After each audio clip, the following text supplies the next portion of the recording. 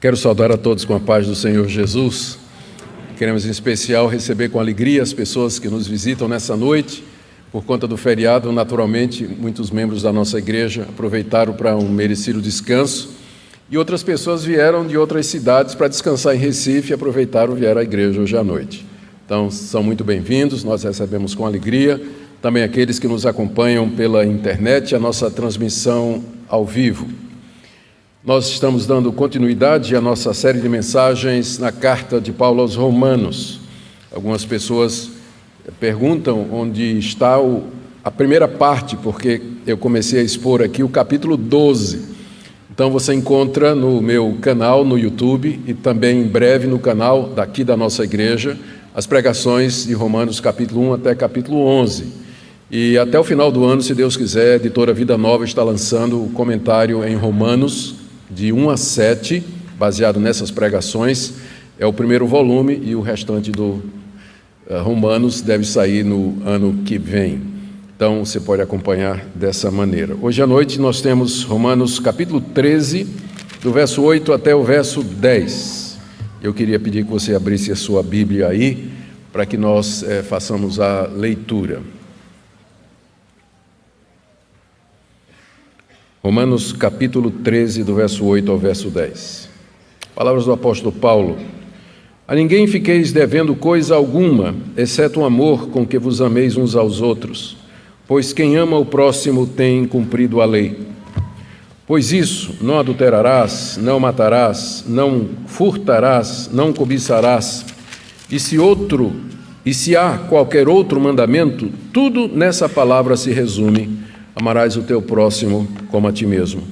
O amor não pratica o mal contra o próximo, de sorte que o cumprimento da lei é o amor. Até aqui a leitura da palavra de Deus. Queridos, nós vamos orar mais uma vez, pedindo que o nosso Deus nos ilumine na compreensão da sua palavra. Pai querido, que privilégio nosso podermos cultuar-te no primeiro dia da semana, livremente em nosso país, nos ajuntarmos para o culto público sem empecilho. Te damos graças pela liberdade que impera no Brasil hoje, de forma que nós podemos, sem restrição, juntos como irmãos, professar publicamente a nossa fé em Ti.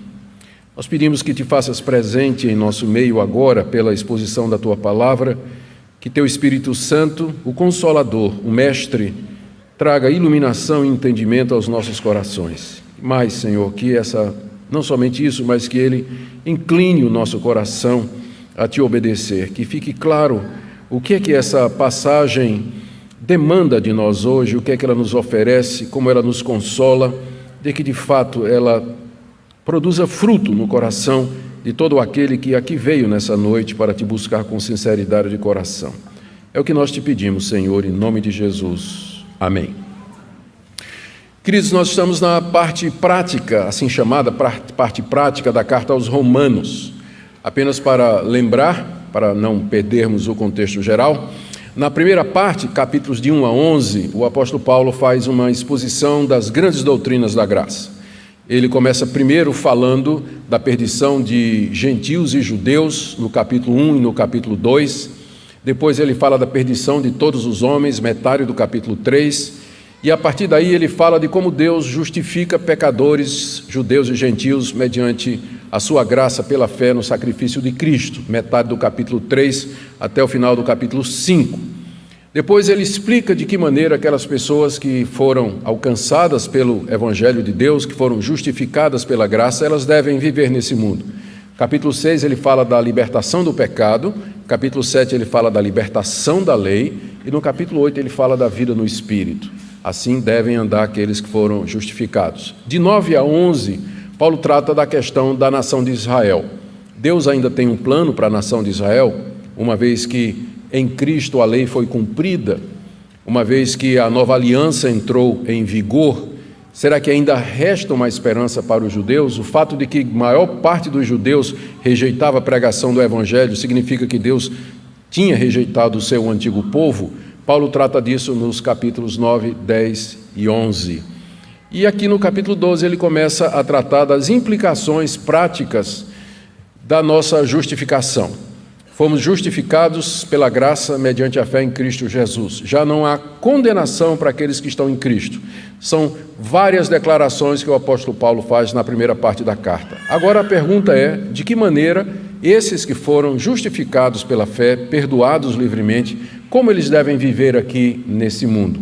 É exatamente o que Paulo trata nos capítulos finais da sua carta, de 12 até 16.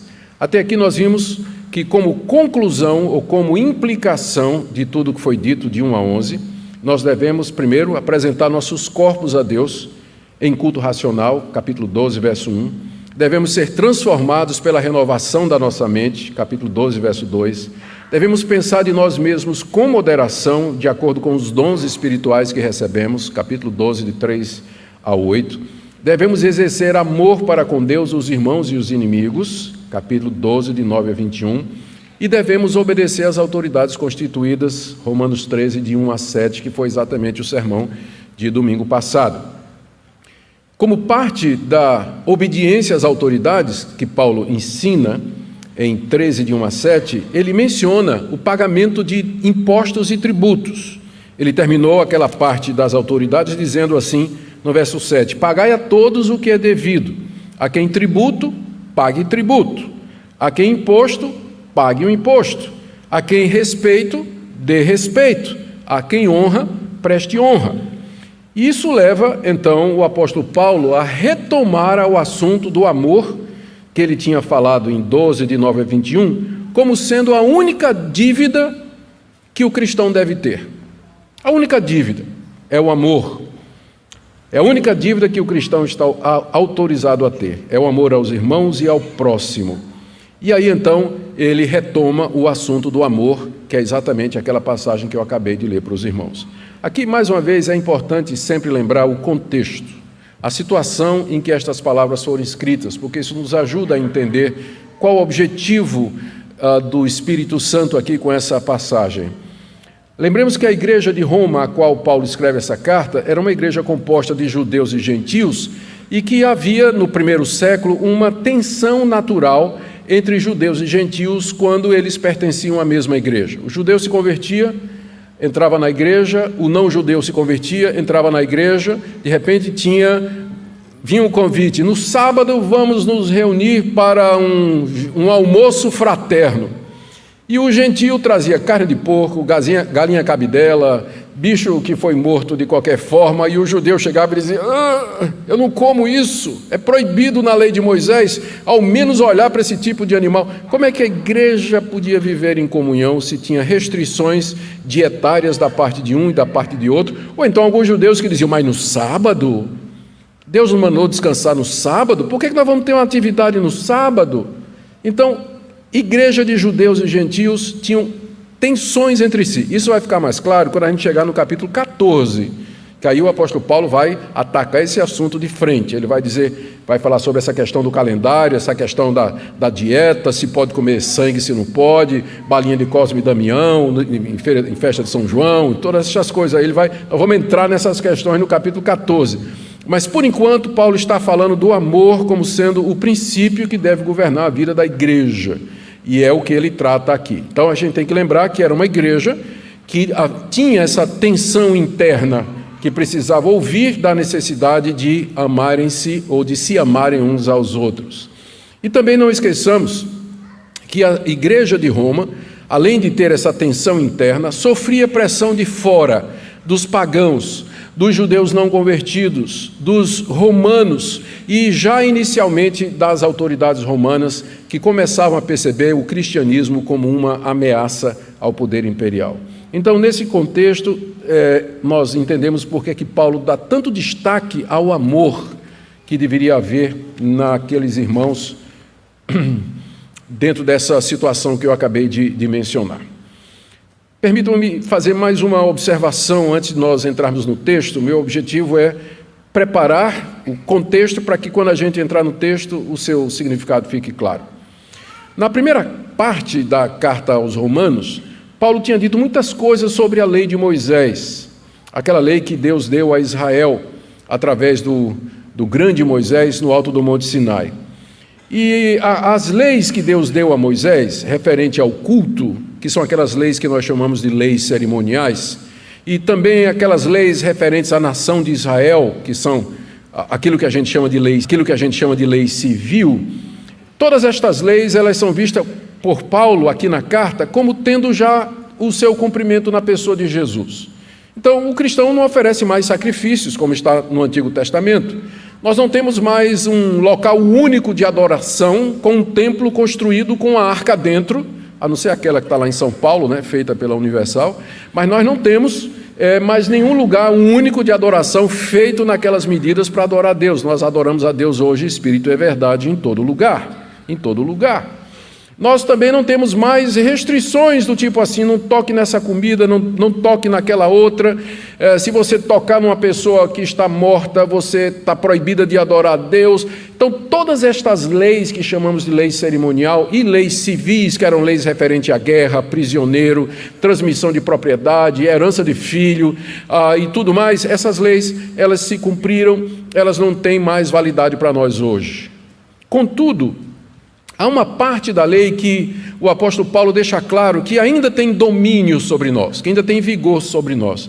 É aquilo que nós chamamos da lei moral de Deus, e que reflete a sua santidade e a sua vontade eterna para todas as épocas e todas as pessoas em todo lugar, e que se encontra resumida nos 10 mandamentos. Paulo faz, por exemplo, declarações como essa no capítulo 7, a lei tem domínio sobre o homem enquanto ele vive. A lei aqui não é a lei do sacerdote, do levita, do sacrifício, dos animais e da comida, mas é a lei moral de Deus, aquela lei condensada nos 10 mandamentos. Ou ainda no capítulo 3, verso 31, Paulo diz, por acaso o evangelho anula a lei? Resposta dele, não de maneira nenhuma, antes confirma a lei. O ponto de Paulo aqui é que essa lei de Deus, ela demanda que nós amemos o nosso próximo, e que como a lei é eterna, e ela tem domínio sobre nós enquanto nós vivermos, essa é uma dívida que nós nunca vamos conseguir pagar. Então essa é a porta de entrada aqui para o texto, tá certo? Paulo tinha falado de submissão às autoridades, ele disse que nós temos que pagar imposto, e aí ele aproveita para dizer, o crente não pode dever nada a ninguém, ele não pode dever imposto não. E aí ele diz, e tem uma coisa que ele nunca vai conseguir pagar, que é o amor com que ele deve amar os seus irmãos e ao seu próximo. E aí ele entra mais uma vez nessa questão do amor como sendo a vontade eterna de Deus para nós e uma dívida nunca paga. Então eu queria ver com vocês aqui tem 5 pontos aqui na passagem que eu queria ver com vocês na expectativa de que Deus abençoe essa exposição na sua mente, no seu coração, e que lhe ajude a ver aquilo que você precisa mudar e que lhe encoraje a você continuar a fazer aquilo que você já está fazendo certo. E de qualquer forma que você saia daqui nessa noite encorajado, animado, corrigido pela palavra de Deus. Então o primeiro ponto está aí no verso 8, Paulo diz assim, a ninguém fiqueis devendo coisa alguma. Quando ele diz a ninguém, ele está se referindo não só aos irmãos, como aos que não são irmãos. Ninguém é ninguém, crentes e descrentes. Não fica devendo nada a ninguém. Não devam nada a pessoa alguma. Todo mundo sabe o que é ficar devendo. É você deixar de pagar algo que é reconhecidamente devido. Você deve alguma coisa e você deixa de pagar aquela coisa. Como, por exemplo, impostos às autoridades. É esse o contexto, não é? Só ver o versículo anterior. Empréstimos que você tomou, penhores, empenhos, promessas, o salário dos seus empregados, salário da sua doméstica. Não fique devendo a ninguém nada que você legitimamente está comprometido a pagar, ou dar, ou fornecer. Não faça isso. Por que Paulo diz isso? Que o crente não pode ser devedor, ele não pode dever nada a ninguém. Porque no ambiente em que os cristãos de Roma moravam, é interessante, apesar do paganismo, filósofos e autores daquela época, eles condenavam com muita clareza as pessoas ficarem devendo. Por exemplo, o famoso Plutarco, ele escreveu uma obra inteira sobre nunca fique devendo nada a ninguém. É o nome da obra, escrita por Plutarco, um pagão. Então, a própria sociedade romana via com maus olhos o cara que ficava devendo, o caloteiro, né? Vamos usar uma expressão que todo mundo entende, o caloteiro, era mal visto na sociedade. Agora imagine uma pessoa se dizer cristão e ser caloteiro. Parece estranho, né? Mas não é não. Eu conheci, quando estava em Goiânia, a esposa de um dos pastores da nossa equipe pastoral. Ela trabalhava num banco de financiamento e de crédito. E de vez em quando ela dizia assim: pastor, o senhor não acredita. Adivinha quem são os piores pagadores? Quem é a turma que deve mais? Eu digo: quem? Inocente, né? Porque eu já sei a resposta. Quem? Os evangélicos, pastor. É quem mais deve. É quem é mais difícil você conseguir pagamento. É problema. Eu lembro na época que eu fui pastor aqui a primeira vez, faz muitos anos. Eu fui alugar um apartamento, aí a pessoa queria um fiador. Eu não tinha fiador, né? Eu disse: eu não tenho fiador, não. Qual é a sua profissão? Sou pastor evangélico. Ah, não precisa não. Tranquilo. O senhor é pastor? Sou. Não precisa fiador não, está tudo bem. Hoje, se eu for alugar um apartamento e eu disser que eu sou pastor, ela vai querer uns 10 fiadores para poder alugar o apartamento para mim. Não é? Não é verdade? Pois é isso mesmo. Já na época de Paulo, Paulo está dizendo: não devam nada a ninguém. É necessário que os cristãos tivessem um bom testemunho para com os de fora. Aqui é importante notar que o apóstolo Paulo não está proibindo que o cristão contraia empréstimo. Ele não está proibindo que você tome um dinheiro emprestado para comprar um carro, para comprar uma propriedade ou para qualquer outra necessidade. O que está sendo proibido aqui é que você fique devendo, que você não pague aquilo que foi acertado. Não fique devendo coisa alguma a alguém. Então esse é o primeiro ponto da passagem. Segundo ponto: a única exceção de uma coisa que você sempre vai ficar devendo é o amor entre os irmãos. Não devam nada a ninguém, menos o amor. Isso aí é dívida impagável, é uma dívida permanente, é o amor com que vos ameis uns aos outros, verso 8. É como se Paulo dissesse assim: que nenhuma dívida fique pendente, a não ser a dívida inacabável do amor de uns para com os outros. O amor, a única dívida que vocês devem ter é a dívida de amar uns aos outros. Paulo já tinha falado desse amor, nós vimos isso em sermões anteriores. No capítulo 12, verso 9, Paulo disse: o amor seja sem hipocrisia. No verso 10 ele diz que o amor, ele usa de cordialidade, preferindo os outros em vez de si mesmo. No capítulo 12, verso 13, ele disse que amar é a mesma coisa de ajudar os irmãos nas necessidades e praticar a hospitalidade. O amor se alegra com quem se alegra e chora com quem chora. E também é humilde de uns para com os outros, verso 16. Ou seja, é isso que é o amor entre nós. E como irmãos em Cristo, nós estamos sempre em dívida nesse ponto, uns para com os outros. Por que essa aqui é uma dívida impagável? A razão é aquilo que eu disse no início, é que a lei de Deus demanda que nós amemos o próximo como a nós mesmos. E essa lei, ela tem domínio sobre nós enquanto nós vivemos. Por isso que é uma dívida impagável. Mas há uma razão maior. É que nós mesmos fomos alcançados pelo amor de Deus, como Paulo diz lá em Romanos capítulo 5, verso 8, Deus prova o seu amor para conosco, pelo fato de que Cristo morreu por nós, sendo nós ainda pecadores.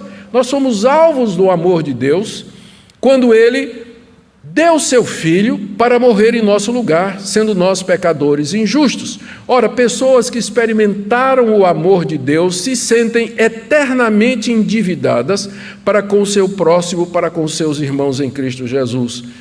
A dívida do amor decorre da exigência da lei e do fato de que eu já fui amado, perdoado, acolhido, abençoado por Deus. Então eu me sinto em dívida para com todas as pessoas ao meu redor. Portanto, É nosso dever socorrer os irmãos sempre que a necessidade demanda, sempre que a oportunidade surge e o momento requer. Essa é a única dívida nesse mundo que você paga e continua devendo para o resto da vida. A gente paga os juros, mas a dívida continua. Todo mundo conhece a experiência, não é? Você tirou emprestado R$1.000 e o tempo passa, você não tem dinheiro para pagar os R$1.000, mas você consegue pagar os juros, né? Então você vai pagando o juro, mas continua devendo R$1.000, você está pagando o juro. Então é isso aqui. O amor, quanto mais você paga, mais você deve. Você continua devendo, ou seja, nunca você vai pagar essa dívida que você tem para com os irmãos em Cristo Jesus. É a única dívida que você está desobrigado, não é? É que está perdoado se você não conseguir pagar, porque você paga e continua devendo. A razão que Paulo coloca aqui, pela qual o amor é a única coisa que a gente fica devendo aos irmãos, e aqui é o meu terceiro ponto, ainda está no verso 8, final do verso 8. Primeiro ele diz: a ninguém fiqueis devendo coisa alguma. Foi meu primeiro ponto. Segundo ponto: exceto o amor com que vos ameis uns aos outros. Nós já vimos isso. E agora o terceiro ponto: pois quem ama o próximo tem cumprido a lei. Pois isso, não adulterarás, não matarás, não furtarás, não cobiçarás, etc. Tudo se resume no mandamento do amor. Então aqui Paulo dá a razão pela qual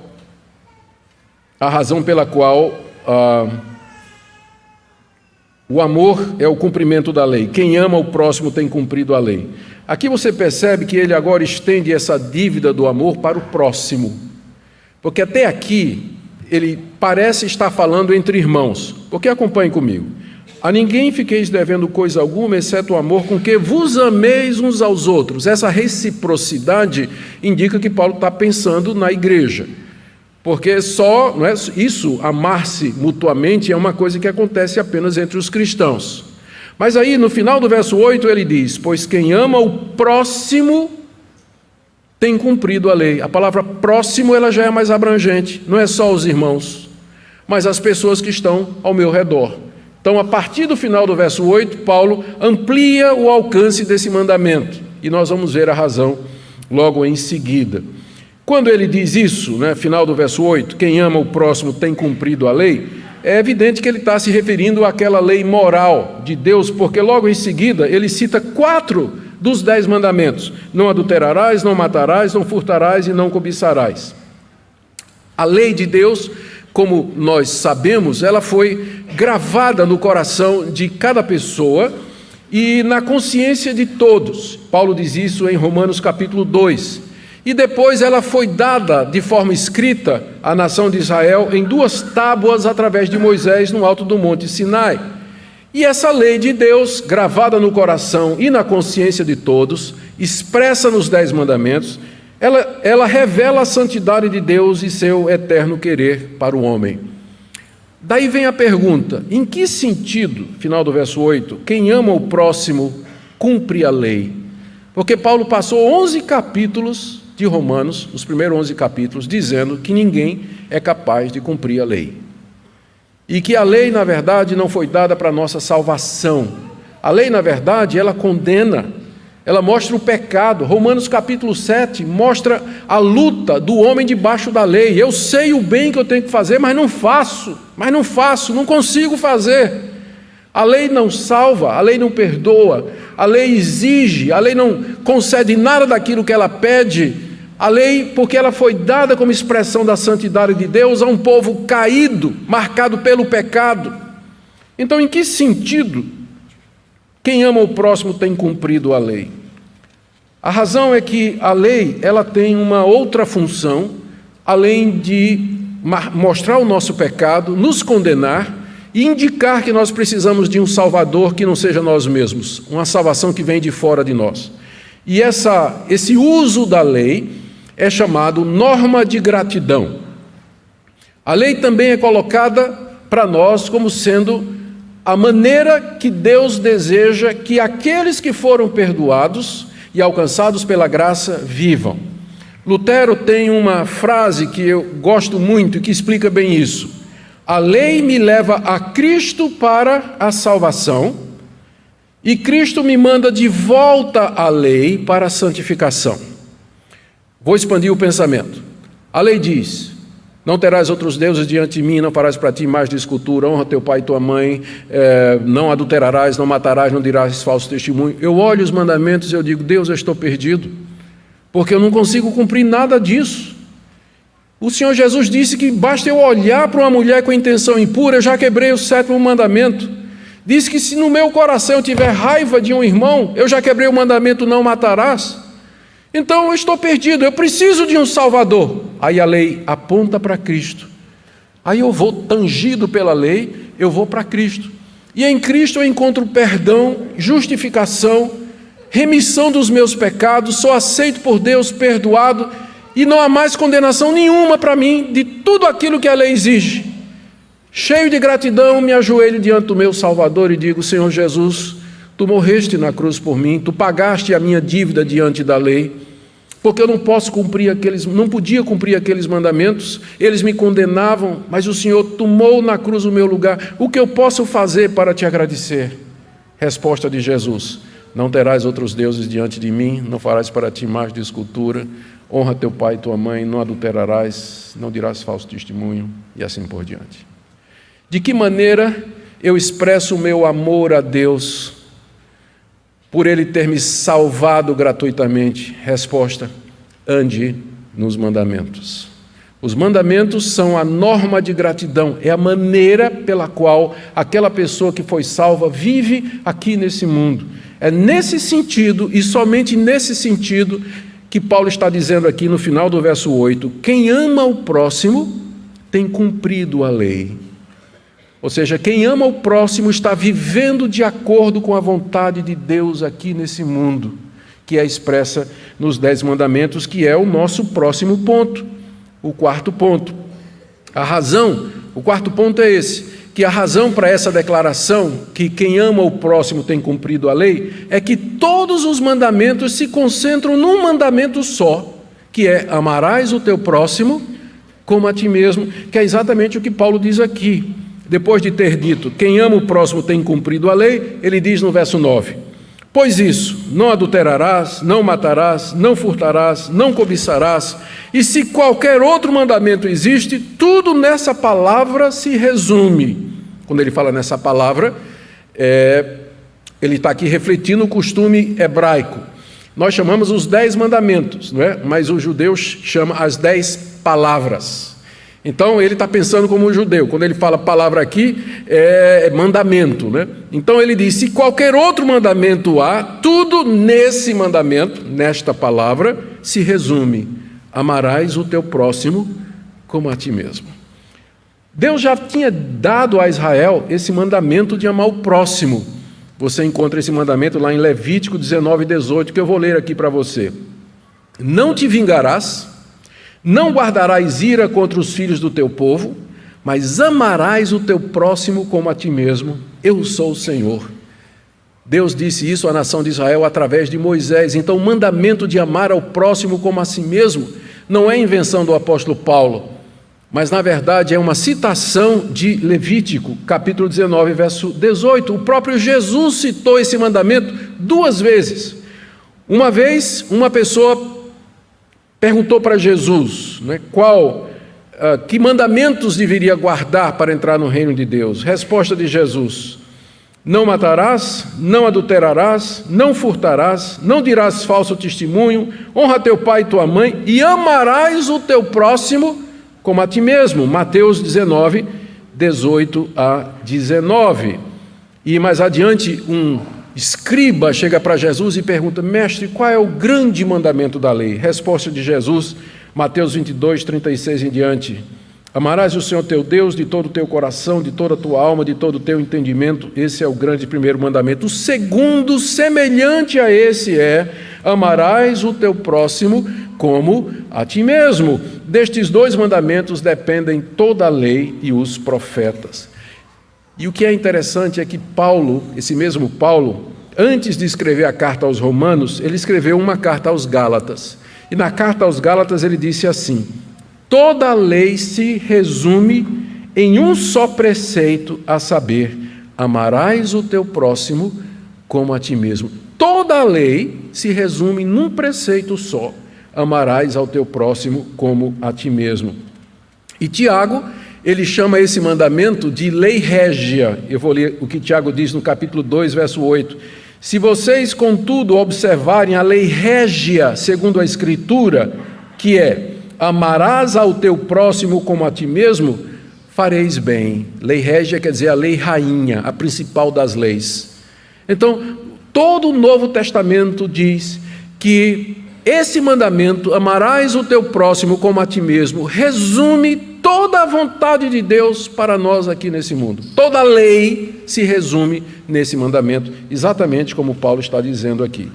Agora, em que sentido, todos os mandamentos se concentram nesse só? A resposta está no verso 10, quando Paulo diz: o amor não pratica o mal contra o próximo.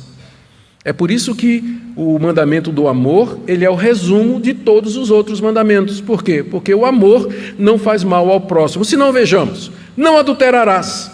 Quem ama o seu próximo não vai se deitar com a esposa dele, não vai se deitar com o marido dela, não vai trair o seu próprio cônjuge, que é o próximo mais próximo que ele tem, vai fazer tudo para proteger o casamento dos outros, vai proteger o seu próprio casamento, não é? Não adulterarás. Se você ama, você não vai adulterar, porque o adultério vai contra o casamento do seu próximo ou vai contra o seu próprio casamento e seu cônjuge. Não matarás.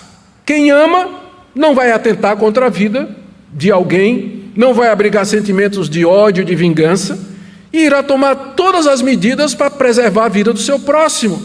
Logo, quem ama cumpre o mandamento: não matarás. O próximo que Paulo cita: não furtarás.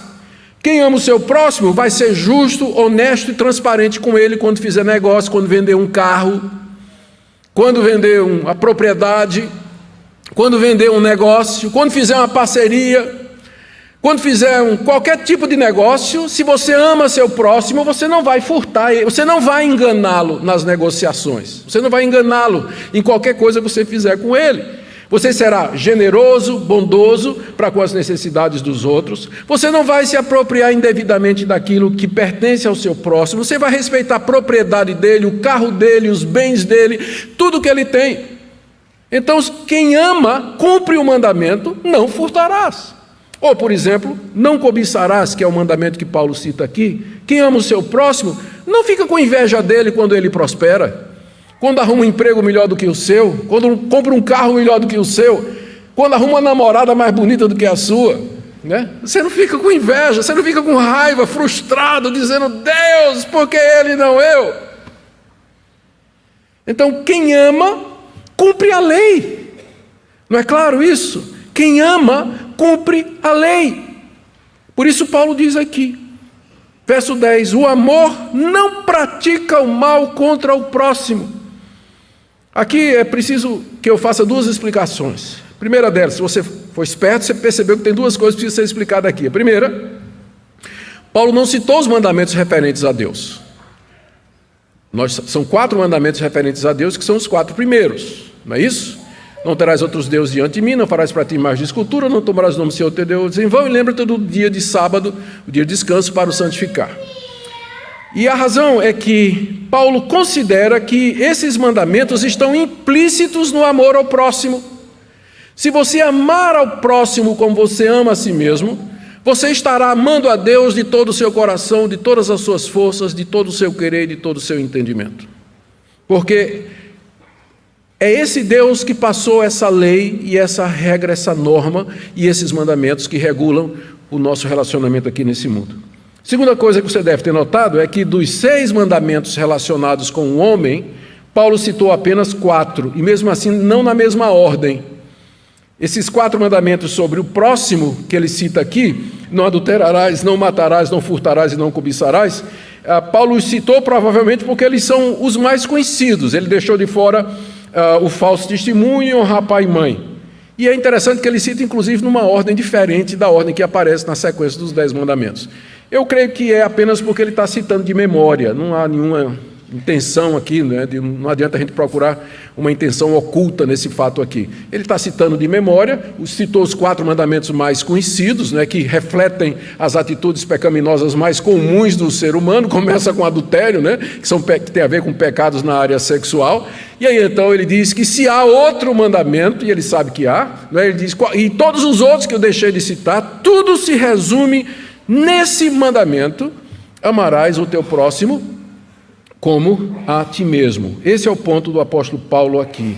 O amor não faz mal ao próximo. E aí, meu quarto ponto, último ponto, é a conclusão de Paulo, no capítulo 13, verso 10, quando no final do verso ele diz: de sorte que o cumprimento da lei é o amor. Mais uma vez, o cumprimento da lei aqui não é o cumprimento para a salvação, mas você cumprir a lei como norma de gratidão, como maneira de viver nesse mundo para agradar a Deus. É a expressão do amor, é assim que nós expressamos amor. Então, o cumprimento da lei é o amor, é a conclusão de Paulo. Em outras palavras, ele está dizendo aqui que nós fazemos a vontade de Deus aqui nesse mundo. Nós, que eu me refiro, é nós que fomos justificados gratuitamente pela fé no sacrifício pleno e completo de Cristo Jesus. Nós fazemos a vontade de Deus aqui nesse mundo, movidos por gratidão, quando nós amamos o próximo nesses pontos, quando nós respeitamos o seu casamento, respeitamos o seu nome, respeitamos a sua autoridade, respeitamos os seus bens, respeitamos a sua vida, e tudo isso a partir de um coração que não cobiça absolutamente nada que pertença ao seu próximo. É isso que o apóstolo Paulo está ensinando nessa passagem, e eu quero aqui fazer algumas aplicações. A primeira delas, eu acho que ficou claro, apesar de nós não estarmos mais debaixo da lei, ou seja, não estamos mais debaixo da condenação da lei, nós não seremos mais condenados ao inferno, porque nós quebramos todos os 10 mandamentos, de todas as maneiras possíveis e imagináveis. Apesar de que nós não estamos mais debaixo da condenação da lei, contudo a lei permanece para o cristão como regra de fé e de prática, como expressão de como ele vai viver aqui nesse mundo. Segunda coisa que nós aprendemos, fica claro por essa passagem que amor não é um sentimento, mas amor é uma atitude. Amor é obediência aos mandamentos de Deus com relação ao meu próximo. O que é amar o meu próximo? É respeitar o casamento dele, a propriedade dele, o nome dele, a vida dele, tudo que pertence a ele.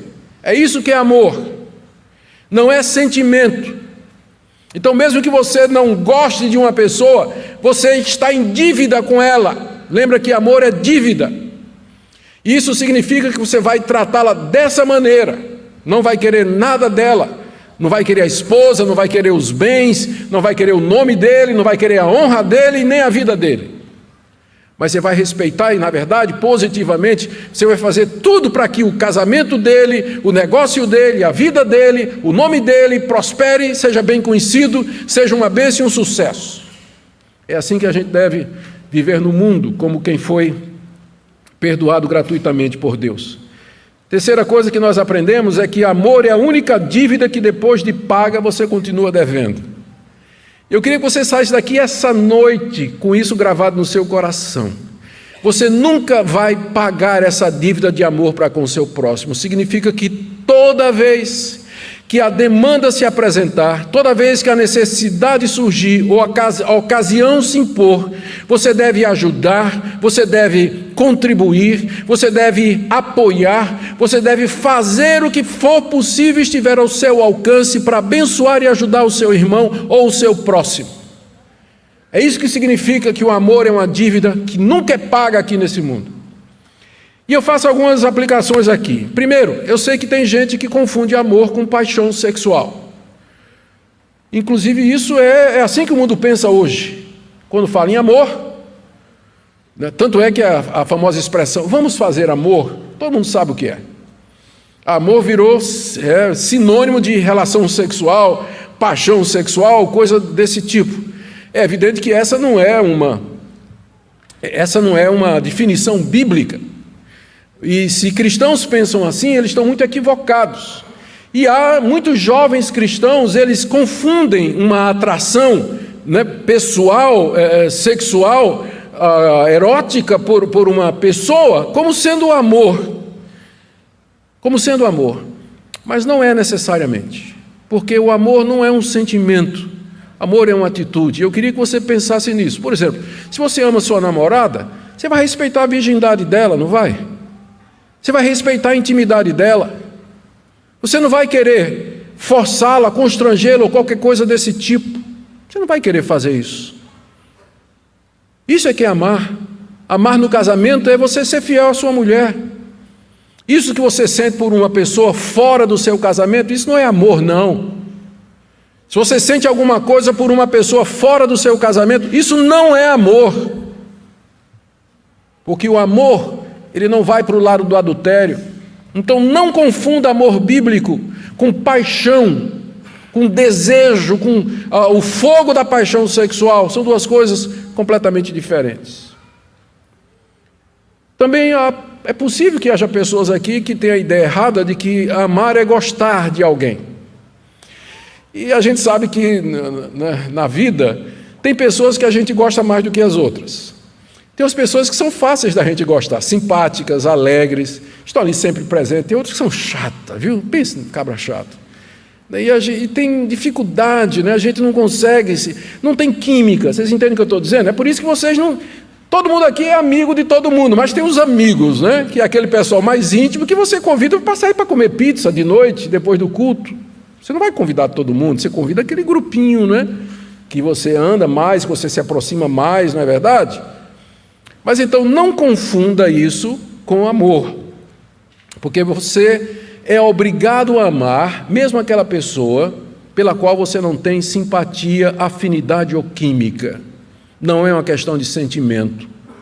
Amor é uma dívida que você tem para com o seu próximo, não importa quem seja. Jesus deixou isso muito claro na parábola do bom samaritano. Quem é o meu próximo? Meu próximo é aquele que precisa de mim, ainda que ele seja um judeu e eu seja um samaritano.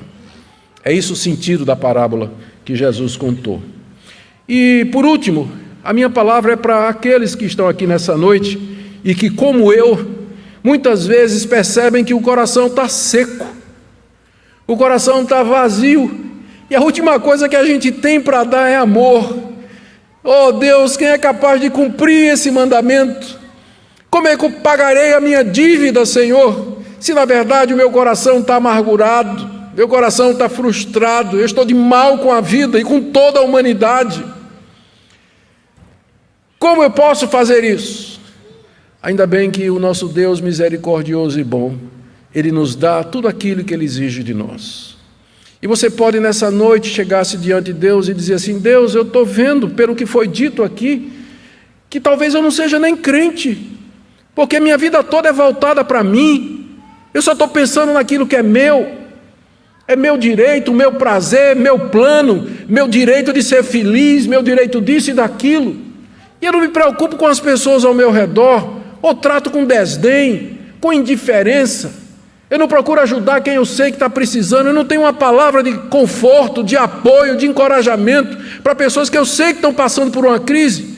Talvez a razão é que você ainda não conheceu esse amor que vem de Deus, e eu queria que você pensasse nisso hoje à noite, você examinasse sua vida a partir dessa passagem, e que você, como eu, se chegue a Deus e diga: Deus, quem é capaz de amar dessa forma? E aí a resposta está lá em Romanos capítulo 5, verso 5, quando Paulo disse: o amor de Deus é derramado em nossos corações pelo Espírito Santo que nos foi dado.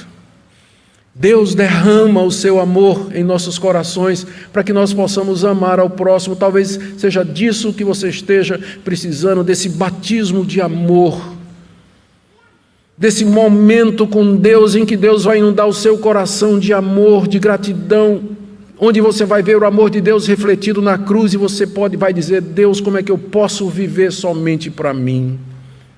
Eu quero viver para os outros, amar ao próximo como a mim mesmo, porque isso é o resumo da tua vontade e do teu querer para mim aqui nesse mundo. Se essa palavra falou ao seu coração, nós temos os pastores da igreja à disposição durante a semana. Você pode marcar um horário para conversar, pastor Cláudio, pastor Luciano, Comigo essa semana eu estou viajando, na outra eu estou por aqui. Mas se Deus falou no seu coração e você sente, Deus, eu preciso de uma mudança de vida, realmente à luz da Tua Palavra, eu estou julgado pela Tua Palavra aqui, a equipe pastoral está pronta para ajudar você, procure auxílio, porque nós estamos falando de coisas sérias, que tem a ver com a sua eternidade, que tem a ver com sua alma e com sua vida. Queria orar com vocês.